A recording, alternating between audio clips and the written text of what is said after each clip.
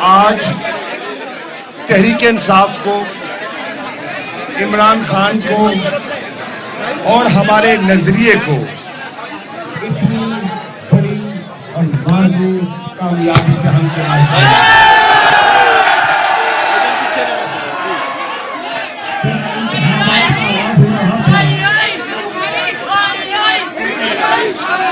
PTI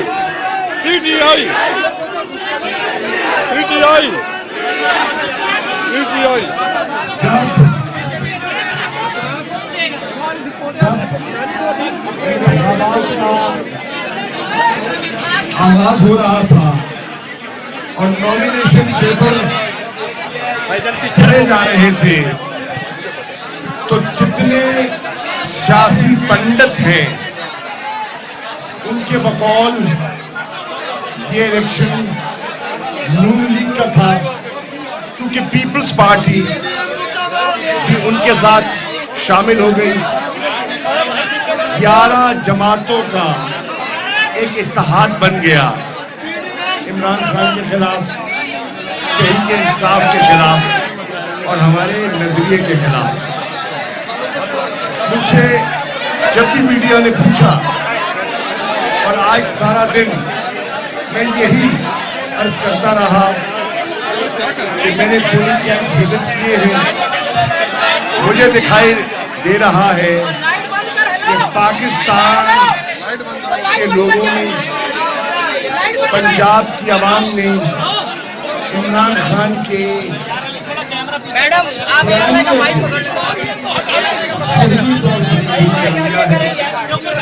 और अपने दिल में जगह दे दी है।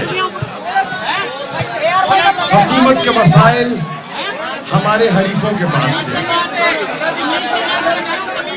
एडमिनिस्ट्रेटिव सपोर्ट उनके पास था, डेवलपमेंट फंड्स का इस्तेमाल वो कर रहे थे, पोस्टिंग एंड ट्रांसफर्स उन्होंने अपनी मर्जी की थी, चुन चुन के तैनातियां की कि अपने मनपसंद नताज हासिल करें। और मीडिया पे भी एक तासुर कायम हो गया कि यह इलेक्शन नहीं जा सकता, क्योंकि जो मुख्तदर कुव्वतें हैं वो सब इमरान खान और तहरीक इंसाफ के खिलाफ यकजा हो गई हैं। लेकिन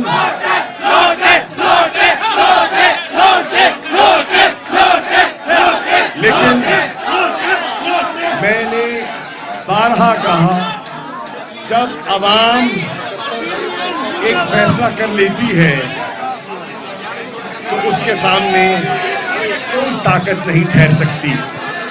तभी तो कहते हैं ताकत का सरचश्मा आवाम है।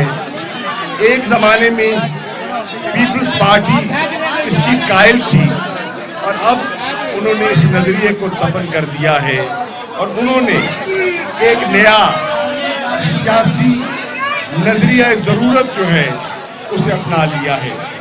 उसके लिए उन्हें पंजाब में उन लोगों के साथ कॉम्प्रोमाइज करना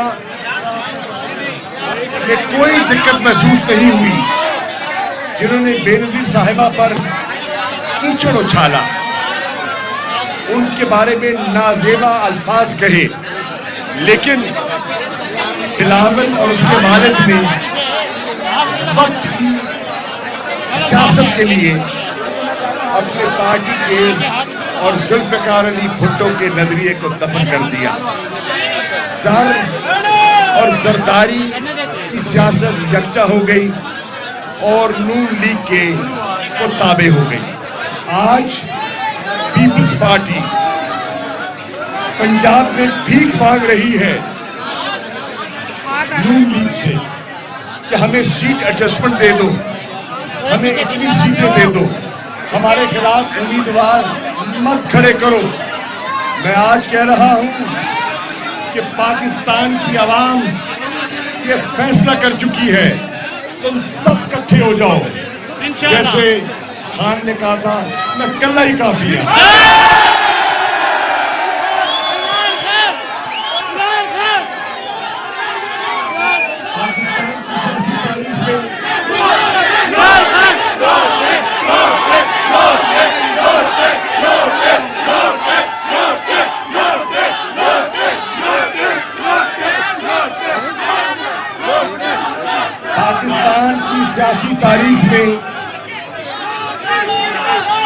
एजेंट फ्रेंचाइज मुतारिफ होने के बाद जुल्फ़िकार अली भुट्टो ने आवाम के दिलों में अपनी जगह बनाई थी और उसके बाद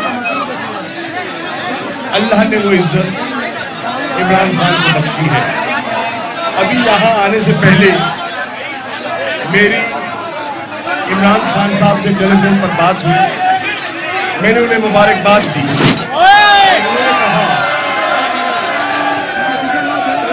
उन्होंने कहा कि मैं चाहता हूं कि सब तहरीक इंसाफ के कारकुनान एक ट्वीट करें और वो है ला इलाहा इल्लल्लाह,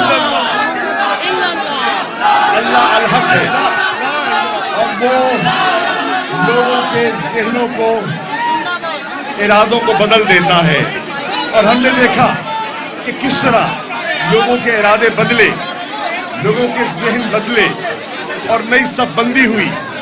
आज हमने देखा मुल्तान में बिलखुसूस जितनी सियासी कुव्वतें थी मुल्तान की, वो ज़ैन कुरैशी के खिलाफ यकजा थी।